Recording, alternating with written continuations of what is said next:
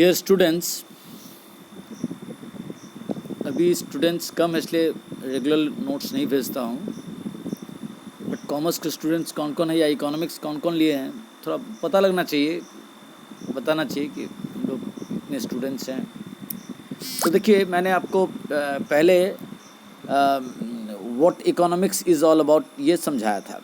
अब उससे आगे टॉपिक समझा रहे हैं micro economics and macro economics. Economics क्या होता है ये मैं पहले आपको समझा चुका था इधर। अब देखते हैं micro economics and macro economics होता क्या है। तो पहले मैं खुद समझा देता हूँ, फिर यहाँ जो लिखा हुआ उसको समझेंगे। देखिए, माइक्रो इकोनॉमिक्स और मैक्रो इकोनॉमिक्स ये इकोनॉमिक्स के दो ब्रांच हैं। इकोनॉमिक्स मतलब हम एक परिवार का, एक समाज का, एक देश का जो इकोनॉमिक एक्टिविटीज़ होता है, उस इकोनॉमिक एक्टिविटीज़ का व्यक्ति के ऊपर, परिवार के ऊपर, समाज के ऊपर, देश के ऊपर असर पड़ता है और पूरी दुनिया पर भी असर पड़ता है। सबसे पहले तो भाई इकोनॉमिक एक्टिविटी से हमारा लाइवलीहुड जनरेट होता है, उससे हम अपना भरण पोषण करते हैं, अपना इलाज ठीक ढंग से करवाते हैं, सभ्य तरीके से रहते हैं। लेकिन उस इकोनॉमिक एक्टिविटीज़ का में कभी कुछ अचानक बदलाव हो सकता है, चेंजेज आ सकते हैं। क्या चीज़ है जो अचानक किसी भी चीज़ को ख़राब कर सकती है, और अगर ख़राब करेगी तो किस तरीके से फिर उसमें ठीक लाया जाए। कब कितना प्रोडक्शन करे, कितना कम प्रोडक्शन करे, कब कोई चीज़ महंगा हो जाता है, कब कोई चीज़ सस्ता हो जाता है, किस चीज़ का प्रोडक्शन करे, किसका ना करे, ये सब सारी बातें इकोनॉमिक्स में पढ़ते हैं। और इन सब का असर हमारे आपके ऊपर क्या पड़ता है, उससे वेलफेयर किस डायरेक्शन में जा रहा है, फिर हमारे जो रिसोर्सेस लिमिटेड है वो भविष्य में हमको काम आएगा कि नहीं आएगा, भविष्य के जनरेशन के लिए भी वो रिसोर्सेस हमारे पास रहे। ये सब सारी बातों को इकोनॉमिक्स में समझा सोचा जाता है। तो इसके दो ब्रांच है, माइक्रो और मैक्रो। देखिए, जब हम इंडिविजुअली हमारे आपके जीवन में क्या असर पड़ता है, कोई भी चीज़ हमारे लिए यूज़फुल है और यूज़फुल नहीं है। जैसे अगर हम आम खा रहे हैं, मैंगोज़ हम लोग खा रहे हैं, तो मैंगोज़ खाते खाते खाते अगर रेगुलरली खाएं तो धीरे धीरे उसके प्रति लगाव कम हो जाता है, यानी यूटिलिटी उसके प्रति कम हो जाती है, उससे मिलने वाला उपयोगिता ख़त्म हो जाता है। तो ये यूटिलिटी बढ़ती घटती कैसे है एक व्यक्ति के बारे में। उसी तरह से एक व्यक्ति कोई चीज़ को कब ज़्यादा डिमांड करता है, कब कम डिमांड करता है, या एक व्यक्ति के बारे में या 2-4-10 शहर के बारे में जब स्टडी करते हैं। फिर एक सेलर्स है, तो सेलर मार्केट में कोई चीज़ का सप्लाई कब करता है, नहीं करता है। कोई इंडस्ट्री है, सपोज़ कीजिए कार की इंडस्ट्री है, उनका देश में डिमांड बढ़ रहा है ना घट रहा। बिस्किट इंडस्ट्री है, उनका देश में डिमांड बढ़ रहा है ना घट रहा है। यानी किसी इंडस्ट्री का, किसी फर्म का, देखिए फर्म और इंडस्ट्री में फ़र्क समझिए। फर्म का मतलब हो गया कोई एक दुकान, जैसे रिलायंस एक फर्म हो गया। लेकिन जब मैं इंडस्ट्री की बात करूंगा, और जियो मान लीजिए एक फर्म हो गया, जियो एक फर्म हो गया, रिलायंस जियो, जो टेलीफोन सर्विसेज प्रोवाइड करती है, टेलीकम्युनिकेशन सर्विसेज प्रोवाइड करती है। लेकिन जब हम इंडस्ट्री की बात करेंगे तो सारी टेलीकम्युनिकेशन में लगी हुई सारे फर्म का बात आ गया, उसमें एयरटेल, जियो एक्सेट्रा सारे आ गए। तो जब किसी इंडस्ट्री की बात करें, जब किसी फर्म की बात करें, जब किसी इंडिविजुअल्स के बारे में बात करते हैं कोई चीज़ के बारे में, कि उसके लिए कोई चीज़ कब ज़्यादा यूटिलिटी है या कब यूटिलिटी बढ़ रहा है, कब यूटिलिटी घट रहा, कब प्रोडक्ट के डिमांड उसके लिए बढ़ रहा घट रहा है, या कोई सेलर्स कब प्रोडक्ट का सप्लाई बढ़ा देता है, सप्लाई कम कर देता है। एक प्रोड्यूसर है, तो प्रोड्यूसर्स कब प्रोडक्शंस बढ़ाता है, कब प्रोडक्शन घटाता है, कब प्रोडक्शंस को कांस्टेंट रखता है, किस चीज़ का प्रोडक्शन छोड़ देता है, किस मार्केट में उस मार्केट में सेल करने वाले जो फर्म्स होते हैं, या उस मार्केट के जो कंज्यूमर्स होते हैं, उस मार्केट का उन सब के क्या असर पड़ता है। ये सब सारा चीज़ हम लोग माइक्रो इकोनॉमिक्स में पढ़ते हैं, यानी इंडिविजुअल लेवल पे, पूरा एज ए होल नहीं पढ़ रहे, पूरा एक देश के बारे में एक साथ नहीं पढ़ रहे। किसी फर्म, किसी इंडस्ट्री, किसी इंडिविजुअल, किसी एक सोसाइटी, किसी एक रीजन के बारे में जब हम लोग स्टडी करते हैं, इन सब चीज़ों के बारे में, यूटिलिटी हो गया, डिमांड हो गया, सप्लाई हो गया, प्रोडक्शन हो गया, सेल हो गया, इन सब के बारे में जब हम लोग इंडिविजुअल लेवल पे स्टडी करते हैं तो वो माइक्रो इकोनॉमिक्स का सब्जेक्ट मैटर होता है। माइक्रो इकोनॉमिक्स मतलब छोटे स्तर पर, इंडिविजुअल लेवल पे जब चीज़ों को देखते हैं तो वो हो गया माइक्रो इकोनॉमिक्स। और मैक्रो इकोनॉमिक्स क्या हो गया?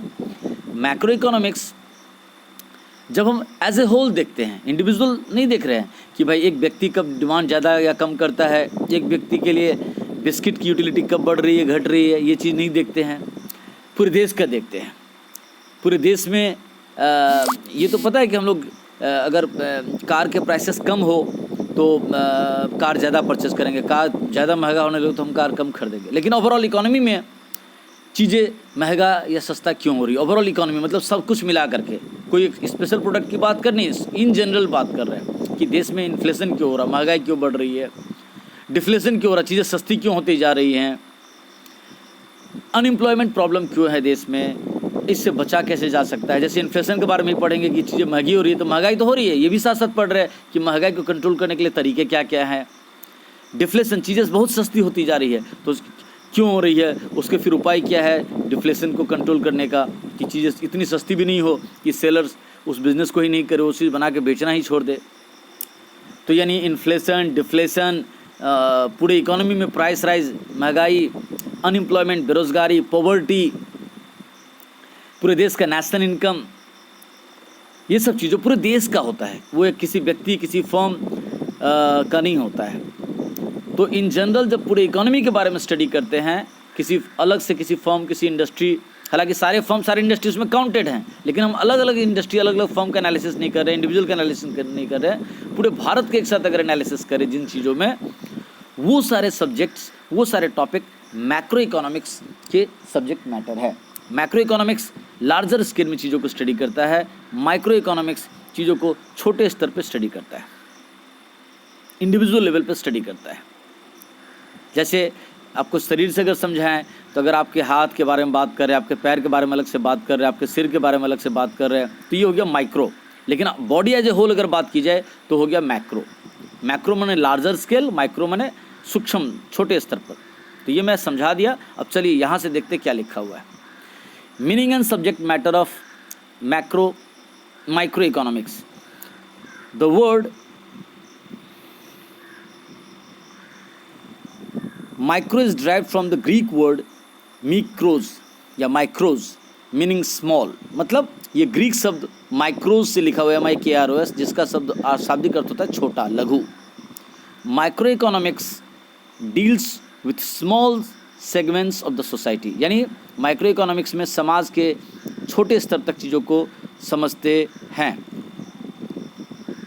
या उसके बारे में स्टडी करते हैं। Micro economics is defined as the study of behaviour of individual decision making units. हाँ, मतलब किसी इंडिविजुअल, चाहे वो कस्टमर हो, कंज्यूमर हो, सेलर हो, प्रोड्यूसर हो, सप्लायर हो, वो सब अपना डिसीजन कैसे चेंज करते हैं, कब डिमांड ज़्यादा करते, कब सप्लाई ज़्यादा करते, कब चीज़ों को कम खरीदते, कब चीज़ों को ज़्यादा खरीदते हैं।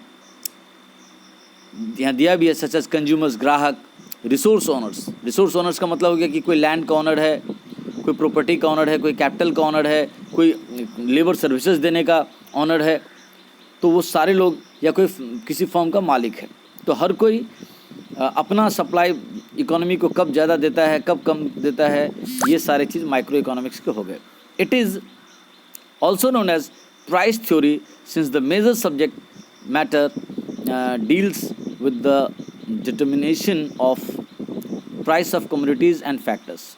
मतलब माइक्रो इकोनॉमिक्स को प्राइस थ्योरी भी कहा गया कि हम इंडिविजुअल लेवल पे चीज़ों को देखते हैं कि किसी भी चीज़ का प्राइस कैसे डिसाइड होता है, क्या क्या फैक्टर्स होते हैं जिनको ध्यान में रख करके किसी भी प्रोडक्ट का प्राइस डिसाइड हो जाता है।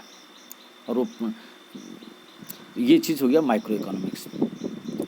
Micro economics has both theoretical and practical importance. Micro economics का क्या कहते हैं, एक कॉन्सेप्ट के रूप में भी बड़ा महत्व है, और एक प्रैक्टिकल जब हम काम करने के लिए, आर्थिक क्रियाकलाप करने के लिए उतरते हैं, तब दोनों ही में बड़ा महत्व है। It solves the 3 central problems of an economy. यह इकोनॉमी की 3 समस्याओं का निराकरण करता है। किसी भी इकोनॉमी की 3 केंद्रीय समस्या है। क्या? What to produce, how to produce and for whom to produce. मतलब कोई भी इकोनॉमी हो, छोटी इकोनॉमी, बड़ी इकोनॉमी, कोई भी दुकानदार हो, आप ही अपने बारे में सोच लो। अगर आप सोचोगे कि मुझे कुछ इकोनॉमिक एक्टिविटी करना चाहिए, जैसे आपने सोचा कि भाई मेरे को बिज़नेस करना है, तो आप सबसे पहले सोचोगे मैं क्या चीज़ का बिज़नेस करूँ, व्हाट टू डू। अगर आप कुछ प्रोडक्शन करोगे, अब बिज़नेस करना माने प्रोडक्शन हो गया। आप जो भी कुछ बिज़नेस करोगे, आप चाय की दुकान खोलोगे तो भी प्रोडक्शन इकोनॉमिक्स में कहलाएगा। आप क्रिकेट टीम ज्वाइन करोगे तो वो भी इकोनॉमिक एक्टिविटी हो गया। आप सिनेमा इंडस्ट्री ज्वाइन करोगे तो भी प्रोडक्शन हो गया। जो भी चीज़ बाज़ार में बिकता है और आप कुछ भी करते हो उसे इकोनॉमिक्स में प्रोडक्शन कहते हैं। अगर आप किसी को पढ़ा के पैसा कमा रहे हो तो दैट इज़ प्रोडक्शन इकोनॉमिक्स में। कोई गोबर का गोईठा बना के बाज़ार में बेच रहे हैं तो वो भी प्रोडक्शन इकोनॉमिक्स में कहलाएगा। तो यानी व्हाट टू प्रोड्यूस, क्या हम करें, फिर हाउ टू प्रोड्यूस, जो हम काम करें उसको कैसे करें। बाद में हम लोग इसका फिर डिटेल नीचे पढ़ेंगे। And for whom to produce, हम जो चीज़ बना के बेचेंगे, कैसे क्या बनाएंगे, कैसे बनाएंगे और किसके लिए बेचेंगे, मेरा ग्राहक कौन है, उसकी पॉकेट की अफोर्डेबिलिटी क्या है। हम बना देंगे 50 लाख रुपए वाला कार और हमारे यहाँ ग्राहक ऐसा है जो 15-20 लाख से ज़्यादा कार खरीदते ही नहीं है, तो फिर क्या होगा, मेरा 50 लाख का कार कौन परचेस करे। यानी बाज़ार की ज़रूरतों, लोगों के पॉकेट, इन सब बातों को सोच करके हमको डिसाइड करना पड़ता है कि हम क्या बनाएं ना बनाएं। तो ये किसी भी इकोनॉमी की, हर व्यक्ति की जो भी कोई इकोनॉमिक एक्टिविटीज़ में जाता है तो वो पहले डिसीजन लेता है what to produce, how to produce and for whom to produce. इन सब का समाधान माइक्रो इकोनॉमिक्स में आपको मिलेगा। Subject matter of micro economics is vast and includes the following topic. Micro economics के सब्जेक्ट मैटर में देखिए क्या क्या है। इसके नीचे टेबल में देखिए, एक बाएं तरफ लिखा हुआ है प्रोडक्ट प्राइसिंग, यानी वस्तु का मूल्य निर्धारण करना। उसके नीचे में दिया theory of demand, theory of supply. उसमें 2 चीज़ें हैं। किसी प्रोडक्ट का मार्केट में प्राइस कैसे डिसाइड होता है पता है? 2 बातें, डिमांड और सप्लाई। डिमांड मतलब ग्राहक खरीदेगा, सप्लाई मतलब सेलर, प्रोड्यूसर माल सप्लाई देगा। तो सप्लायर का इंटेंशन होता है कि जो चीज़ महंगी बिकेगी उसको ज़्यादा बना के बेचो, और कंज्यूमर का मेंटेलिटी होता है कि जो चीज़ सस्ता बिक रहा है उसको थोड़ा खरीद लो। ये यूजुअल नेचर है हमारा। तो इन दोनों के इंटरेक्शन से डिमांड और सप्लाई आपस में जब टकराते हैं उसी हिसाब से प्राइस डिसाइड होता है। क्योंकि जहाँ किसी चीज़ का सप्लाई काफ़ी ज़्यादा है, डिमांड कम है, तो उसका जो वो जानते हैं चीज़ें सस्ती होती जाएगी, प्राइस गिरने लगेगा। और अगर डिमांड ज़्यादा है, सप्लाई कम है, तो फिर वो उल्टा होगा, चीज़ें महंगी होनी शुरू हो जाएगी। तो यानी कि देखिए, डिमांड और सप्लाई से इंटरेक्ट होकर के प्रोडक्ट का प्राइस डिसाइड होता है। बाद में हम लोग इसके ऊपर, हमारा थ्योरी ऑफ डिमांड एक अलग चैप्टर रहेगा, थ्योरी ऑफ सप्लाई का अलग चैप्टर रहेगा, डिटेल में हम लोग पढ़ेंगे। फिर फैक्टर प्राइसिंग। फैक्टर प्राइसिंग क्या है? मतलब किसी भी फैक्ट्री में प्रोडक्शन करने के लिए, कोई भी काम करने के लिए 4-5 चीज़ें चाहिए जिसके बिना हो ही नहीं सकता। पहला है लेबरर। बिना लेबर का, श्रम का कोई काम हो सकता है? नहीं। तो जो लेबरर्स के रूप में हमारे यहाँ काम करता है, चाहे वो IAS ऑफिसर हो, चाहे वो टीचर हो, चाहे वो स्वीपर हो, चाहे वॉचमैन हो, चाहे सेना हो, इन सब को सैलरी दिया जाएगा। तो यानी लोगों को सेवा देने के बदले में, नौकरी के बदले में जो पेमेंट होता है उसको वेजेज या सैलरी कहते हैं। तो यानी लेबरर्स का वेजेस कैसे डिसाइड होता है? वहाँ भी सप्लाई डिमांड होता है। अगर किसी जगह पॉपुलेशन ज़्यादा है तो वहाँ सैलरी कम होगा, क्योंकि पॉपुलेशन संघर्ष करती है कि हमको नौकरी मिले तो हमको नौकरी मिले। तो इस चक्कर में कॉम्पिटिशन्स में उनका क्या कहते हैं उसको, उनका वेतन कम रहेगा। और जहाँ लेबरर्स कम होते हैं, चाहे स्किल्ड लेबर हो या अनस्किल्ड लेबर हो, अगर वो लेबर क्राइसिस रहेगा, थिनली पॉपुलेशन वाला एरिया रहेगा, तो वहाँ देखना वेज रेट महंगा होगा। उस तरह से रेंट, आपका कोई भी प्रॉपर्टी, आपका ज़मीन है, आपका खेत है, आपका क्या कहते हैं बना बनाया मकान है, तो आप उसको भाड़ा में लगाओगे। आपका गाड़ी है, आपका घोड़ा है, आप दूसरे को यूज़ करने दोगे तो उसके बदले में हायर चार्जेस कमाते हो, जो रेंट में इंक्लूडेड हो गया। आपका क्रेन है, आप उसको दूसरे को देते हो, तो इन सब से आप रेंट कमाते हो। तो रेंट भी, किसी भी चीज़ का रेंट, अगर मान लीजिए किसी एरिया में 1000 मकान भाड़ा लगने के लिए तैयार है और सिर्फ 600 लोग भाड़ा लेने के लिए आ रहे हैं, तो क्या होगा, घर का भाड़ा कम हो जाएगा। कंपटीशन होगा मकान मालिकों में कि मैं थोड़ा भाड़ा कम कर देता हूँ, लोग मेरे पास आएंगे। अगर उल्टा, अगर मान लीजिए कि 1000 रूम भाड़ा लगने के लिए तैयार है और 2500 लोग मकान को ढूंढ रहे हैं कि हमको रूम चाहिए, रेंट पर रूम चाहिए, तो क्या होगा, फिर मकान मालिक लोग देखेंगे अरे यहाँ तो बहुत सारे लोग भाड़ा लेने के लिए आ रहे हैं, तो वो रेंट महंगा रखेंगे। इंटरेस्ट, आपके पास कैपिटल है, आप खुद बिजनेस नहीं कर सकते हो, तो आप क्या चाहते हो, आपका पैसा बैंक में फिक्स डिपॉजिट कर दो, आप क्या कहते हैं उसको, कर्जा में किसी को दे दो और उससे इंटरेस्ट कमाओ।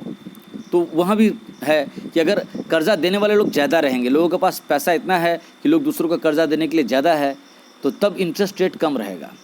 लेकिन अगर कम लोग कर्जा देने वाले, ज़्यादा लोग कर्जा लेने वाले हैं, तो इंटरेस्ट रेट ज़्यादा रहेगा। अब आते हैं प्रॉफिट पे। एंटरप्रेन्योर के रूप में जब हम अपना बिजनेस में सेवा देते हैं, हम खुद बिजनेस के मालिक होते हैं, तो हम जब बिजनेस के खुद मालिक होते हैं तो अपने यहाँ प्रोडक्शन किए, स्टाफ को सैलरी दे दिए, वेजेस दे दिए, कोई चीज़ किसी से प्रॉपर्टी भाड़ा में लिए तो उसका रेंट पे कर दिए, या अगर किसी से कर्जा लिए उसका इंटरेस्ट पे कर दिए, सारा दुकान का जो खर्चा है सारा घटाने के बाद जो बचता है रेजिडुअल, सरकार को टैक्स भी दे दिए, तो जो बचा वो हो गया प्रॉफिट। वो प्रॉफिट मालिक का होता है, एंटरप्रेन्योर का होता है। तो उसमें भी है कि अगर बहुत ज़्यादा फर्म्स इकोनॉमी में हो जाएंगे, बहुत सारा दुकान हो जाएंगे, तो कंपटीशंस होगा आपस में, तो दुकानदारों का प्रॉफिट कम रहेगा। अगर कम सेलर रहेंगे और कंज्यूमर ज़्यादा रहेंगे तो ज़्यादा रेट में प्रोडक्ट को बेचेंगे तो ज़्यादा प्रॉफिट होगा सेलर्स को। तो ये क्या कहते हैं, मैंने आपको समझाया, एक बार मैं ज़्यादा लंबा नहीं करता हूँ, मैंने अभी तो सिर्फ आपको माइक्रो इकोनॉमिक्स ही समझाया। अब है इम्पोर्टेंस ऑफ माइक्रो इकोनॉमिक्स, इसको समझा करके स्टॉप करूँगा। देखिए माइक्रो इकोनॉमिक्स का महत्व क्या है। Micro economics has both theoretical and practical importance. It is clear from the following points. बोला माइक्रो इकोनॉमिक्स का बहुत ही महत्व है, थ्योरेटिकल भी और प्रैक्टिकल भी। कैसे, देखिए पॉइंट पहला, micro economics helps in formulating economic policies which enhance productive efficiency and results in greater social welfare. मतलब माइक्रो इकोनॉमिक्स से क्या होता है, इकोनॉमिक पॉलिसी हर सेलर्स को, हर प्रोड्यूसर्स को, हर कंज्यूमर को, इंडिविजुअली हर व्यक्ति, हर इंडस्ट्री को मौका मिलता है कि वो अपनी आर्थिक योजनाएं, आर्थिक कार्यक्रम कैसे लागू करे, किस रास्ते चले। विच इन्हांस प्रोडक्टिव एफिशिएंसी, जिससे और मेरा कार्य क्षमता बढ़े, और ज़्यादा प्रोडक्शन हो और मेरा प्रोडक्ट ज़्यादा बिके। कंज्यूमर सोचता है कि मैं कैसे चीज़ों में खर्चा करूं कि मैं अधिकतम बेनिफिट पा सकूं कम से कम खर्चा करके, और मेरा सबसे अधिक भला हो। दूसरा पॉइंट है, micro economics explain the working of a capitalist economy where individual units, that is producers and consumers, are free to take their own decision. Micro economy देखिए, हम लोग दुनिया में तीन तरह की इकोनॉमी होती है। एक है कैपिटलिस्टिक इकोनॉमी, एक है सोशलिस्टिक इकोनॉमी, और एक है मिक्स्ड इकोनॉमी। यहाँ पे कैपिटलिस्टिक इकोनॉमी चर्चा आया है, इसलिए मैं आपको थोड़ा समझा दे रहा हूँ। तो कैपिटलिस्टिक इकोनॉमी को पूंजीवादी अर्थव्यवस्था कहते हैं। इस इकोनॉमी की खासियत होती है कि यहाँ पे जो भी बिजनेस होगा, जो भी आर्थिक क्रियाकलाप होगा, वो सब प्राइवेट होगा, गवर्नमेंट बिजनेस नहीं करती है।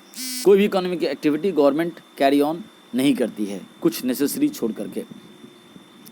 तो अगर क्या कहते हैं, ऐसी इकोनॉमी जहाँ पे सारा प्रोडक्शंस का काम प्राइवेट हाथों में रहेगा, प्राइवेट सेक्टर ही रहेंगे, ऐसी इकोनॉमी को कैपिटलिस्टिक इकोनॉमी कहते हैं। और वहाँ पे प्रोड्यूसर्स फ्री है कुछ भी बना के बेचने के लिए, प्राइस डिसाइड करने के लिए, और कंज्यूमर भी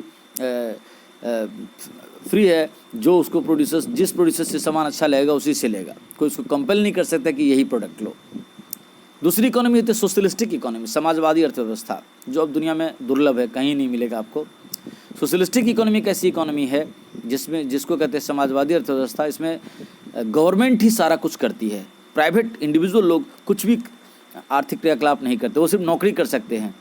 गवर्नमेंट ही सारा बिजनेस करती है, सारा कुछ बिजनेस, कुछ भी चीज़, पान दुकान से लेकर के रिलायंस या हवाई जहाज़ बनाने तक का सारा काम गवर्नमेंट हाथों में, तो प्राइवेट कुछ भी नहीं कर सकते, सिर्फ आप एम्प्लॉय बन के अपना काम कर सकते हैं। तो सोशलिस्टिक इकोनॉमी में सब कुछ गवर्नमेंट डिसाइड करती है, क्या बनाएंगे, क्या बेचेंगे, और गवर्नमेंट जो बना के बेचेगी वही सबको खरीदना पड़ेगा, यानी वहाँ कंज्यूमर्स को फ्रीडम नहीं है।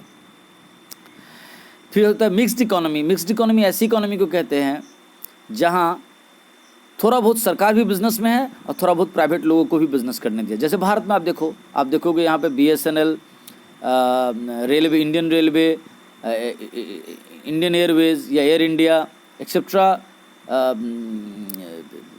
फिर आपको क्या कहते हैं, इसरो, फिर है देखिए ना नाम भूल जा रहा है, steel authority of India limited, ये सब सारा क्या है, गवर्नमेंट एंटरप्राइजेस है। मैंने कुछ का नाम लिया, Indian petroleum, Bharat petroleum, Hindustan petroleum, सब क्या, सब गवर्नमेंट कंपनीज है, गवर्नमेंट बिजनेस में उतर रही है। लेकिन प्राइवेट भी है, रिलायंस, टाटा, बाटा, डाबर, गोदरेज, बजाज, बिरला, ये सब जो सारे बिजनेस हाउसेस हैं, मैंने कुछ का नाम लिया, ये सब सारे प्राइवेट, यानी इंडिया में कैपिटलिस्टिक इकोनॉमी और सोशलिस्टिक तीनों इकोनॉमी है। तो चलिए अब आते हैं दूसरा पॉइंट पे। मैं आपको पहले तीनों इकोनॉमी के बारे में समझा दिया। तो क्या बता रहा, माइक्रो इकोनॉमिक्स में कैपिटलिस्टिक इकोनॉमी वाले में क्या होता है, वहाँ के जो सेलर्स हैं और कंज्यूमर्स हैं वो डिसीजन ले पाते हैं कि हमको क्या बना के बेचना है और ग्राहक क्या खरीदना है। तीसरा point, micro economics describes how in a free enterprise economy individual units attain equilibrium position. मतलब माइक्रो इकोनॉमिक्स हमें बताता है कि फ्री एंटरप्राइज इकोनॉमी, फिर वही मार्केट इकोनॉमी में इंडिविजुअल यूनिट्स, हर इंडिविजुअल सेलर और कंज्यूमर दोनों ही अटेन इक्विलिब्रियम पोजीशन का मतलब होता है कि हम अधिकतम लाभ, ऐसा पोजीशन में जिससे हमको कोई अगर और अधिक बेनिफिट नहीं हो सकता तो कुछ लॉस नहीं हो रहा है। बैलेंस पोजीशन को कहा जाता है इक्विलिब्रियम पोजीशन। ये हर सेलर इस दिमाग में ऐसा कोशिश करते रहता है और हर बायर भी, हर कंज्यूमर भी इस फिराक में रहता है कि हम किसी भी चीज़ के पीछे इतना पैसा खर्चा करें कि अधिकतम बेनिफिट पा सके और लॉस का तो कोई बात ही नहीं हो। चौथा, इट हेल्प्स, यानी micro economics helps the government in formulating correct price policies. Micro economics से हर गवर्नमेंट को ये डिसीजन लेना पड़ता है कि किस प्रोडक्ट का प्राइस बढ़ाया जाए, किस प्रोडक्ट को महंगा रखा जाए, किस प्रोडक्ट को सस्ता रखा जाए। जैसे कि अगर कोई नशा वाला प्रोडक्ट सब है जो लोगों का जीवन खराब कर सकता है लेकिन उससे टैक्स अच्छा आ सकता है, तो गवर्नमेंट बना के बेचने तो देती है उसको, लेकिन उस पर टैक्स काफ़ी लगा लेती है। कोई नेसेसरी चीज़ होती है तो उस पर उसको टैक्स फ्री भी कर देती है, इस तरह से। पांचवा point, it helps in efficient employment of resources by the entrepreneurs. मतलब एक बिजनेस हाउस के पास जो भी उसके रिसोर्सेज है, रिसोर्सेज का मतलब क्या हो गया, उसका एम्प्लॉई, उसके यहाँ जो मटेरियल पड़ा हुआ है, उसके यहाँ जो प्रोडक्ट पड़ा हुआ है, उसको इलेक्ट्रिक सर्विसेज मिल रही है, जो भी उसका संसाधन जिससे वो प्रोडक्शन करेगा, बिजनेस करेगा, उसको कैसे अच्छे तरीके से यूज़ करे कि कम से कम खर्चा में अच्छा से अच्छा चीज़ बना करके कम से कम प्राइस में बेचे ग्राहक को, जिससे कि उसको भी प्रॉफिट हो और उसके यहाँ जो रिसोर्सेज जो यूज़ वो भी कम से कम बर्बाद हो, हर एक को सैलरी ढंग से मिले, हर जिससे वो सामान खरीदा उसको भी प्रॉपर प्राइस उसने पे किया। ये हर चीज़ को एफिशिएंट एम्प्लॉयमेंट कैसे हो, अच्छा प्रयोग कैसे हो, ये माइक्रो इकोनॉमिक्स हमें सिखलाता है, हर एंटरप्रेन्योर को सिखलाता है। छठा पॉइंट,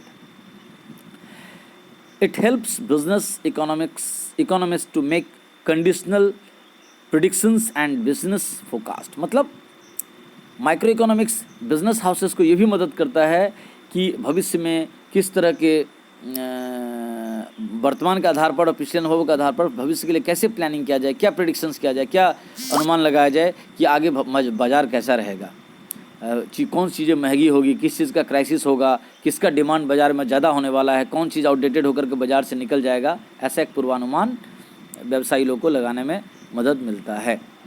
सातवां और अंतिम इम्पोर्टेंस यहाँ दिया हुआ माइक्रो इकोनॉमिक्स का, it is used to explain gains from trade disequilibrium in the balance of payment position and determination of international exchange rate। मतलब माइक्रो इकोनॉमिक्स हमको इस बात पे भी मदद करता है कि किस व्यापार से ज़्यादा लाभ होगा, दुनिया भर में जो असंतुलन फैल गया है एक देश से दूसरे देश से लेन देन करने में, जैसे कि अगर हम अमेरिका से ज़्यादा इंपोर्ट कर रहे हैं, एक्सपोर्ट कम कर रहे हैं, तो उसको कैसे ठीक किया जाए। And determination of international exchange rate, और दुनिया भर का जो अलग अलग करेंसी है, कहीं डॉलर है, कहीं येन है, कहीं रुपीज़ है, तो इन सब का एक्सचेंज रेट कैसे डिसाइड हो, इस सब का एक मूलभूत ढांचा हमको माइक्रो इकोनॉमिक्स से ही मिलता है। और नीचे लिमिटेशंस ऑफ माइक्रो इकोनॉमिक्स, मतलब माइक्रो इकोनॉमिक्स का लेकिन एक सीमा है, एक हद है, उससे ज़्यादा माइक्रो इकोनॉमिक्स आपको कुछ नहीं कर सकता है। तो उसके क्या ड्रॉबैक्स हैं, लिमिटेशंस, इसको देखते हैं। Micro economics fails to explain the functioning of an economy as a whole. मतलब micro economy as a whole सब कुछ को स्पष्ट हमारे सामने नहीं रख पाता है. It can not explain unemployment, poverty, illiteracy and other problems prevailing in the country. मतलब माइक्रो इकोनॉमिक्स हमें पूरे देश का जो समस्याएं हैं, पूरी इकोनॉमी की जो समस्या है, बेरोजगारी कैसे ठीक हो सकती है, पॉवर्टी गरीबी कैसे दूर कर सकते हैं, अशिक्षा को कैसे दूर कर सकते हैं, हेल्थ प्रॉब्लम को कैसे ठीक किया जाए, इन सब सारी समस्याओं का समाधान आपको माइक्रो इकोनॉमिक्स में नहीं मिलेगा. किस में मिलेगा? मैक्रो इकोनॉमिक्स में. वो नेक्स्ट क्लास में आपको समझाएंगे. इतना को आप ढंग से समझिए एक बार ध्यान से. कहाँ से मैं समझाया आपको? इससे पहले वाले में मैं आपको what economics is all about समझा दिया था. आज मैंने आपको micro economics and macro economics topic start किया, लेकिन सिर्फ माइक्रो इकोनॉमिक्स को ही आपको समझाया. कहाँ तक? लिमिटेशंस ऑफ माइक्रो इकोनॉमिक्स तक. अगले क्लास में मैक्रो इकोनॉमिक्स को पकड़ेंगे और फिर उसको समझाएंगे. तो ध्यान दीजिएगा, इसको बार बार पढ़िए, समझिए, सुनिए, तब आपके पास भी जो बुक है उसको भी पढ़िए.